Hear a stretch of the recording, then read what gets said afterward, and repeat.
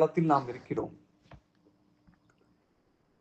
அப்ப ஆண்டு எப்படிப்பட்ட பண்டிகையாக இருக்கணும், எப்படி நம்ம செலிப்ரேட் பண்ணணும் அப்படிங்கிறத ஆண்டு என்ன விரும்புகிறார் என்பதை குறித்து நம்ம தியானிக்க வைக்கிறோம். இன்னைக்கு கிறிஸ்துமஸ் அப்படின்னாலே ஒரு வெளிப்புற கொண்டாட்டமா மாறிடுச்சு. நிறைய பார்த்தீங்கன்னா கமர்ஷியல் பொருட்கள், அதை வாங்கணும் இதை வாங்கணும், எல்லாம் வெளிப்படையான காரியங்கள் தான். மற்றபடி ஆண்டவர் விரும்புகின்றபடி நாம் கிறிஸ்துமஸை கொண்டாடுகிறோமா?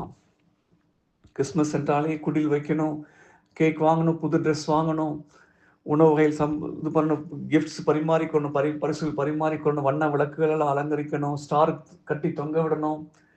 இதெல்லாம் ஓகே, தப்பு கிடையாது. பட் அதை விட எது முக்கியம் என்றால் நம்முடைய உள்ளத்தை நாம் அலங்கரிக்க வேண்டும்.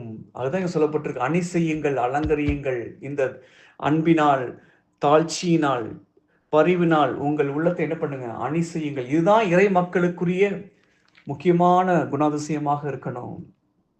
நம்ம வெளிப்பிரகாரமா நிறைய அலங்கரிக்கிறோம், நம்ம வீட்டை சுத்தம் பண்றோம், வண்ண விளக்குகளால் அலங்கரிக்கிறோம், நல்லதுதான். ஆனா அதை விட எது இம்பார்ட்டன்ட்?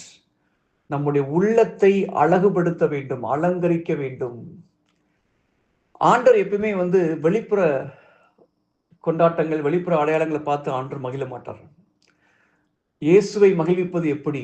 நாம் ஒவ்வொரு நாளும் மனம் மாறிக்கொண்டே இருக்கும்போது அதை விட மேலான மகிழ்ச்சி நம்ம ஏசப்பாவுக்கு எதுவுமே கிடையாது.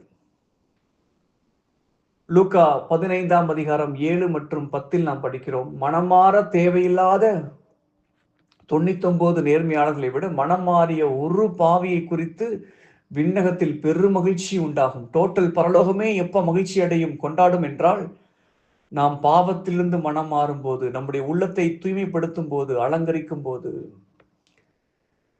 பரலோகம் கொண்டாடுது, பரலோகத்துக்கு கொண்டாட்டம், சாத்தானுக்கு திண்டாட்டம். ஏன்னா நான் பாவத்திலிருந்து மனம் மாறி பரிசுத்தமாய் வாழ நம்ம முயற்சி எடுக்கும் போது சாத்தானுக்கு திண்டாட்டம். நம்ம கட்சியிலிருந்து ஒருத்தர் அங்க போயிட்டானே அப்படின்னு சொல்லி.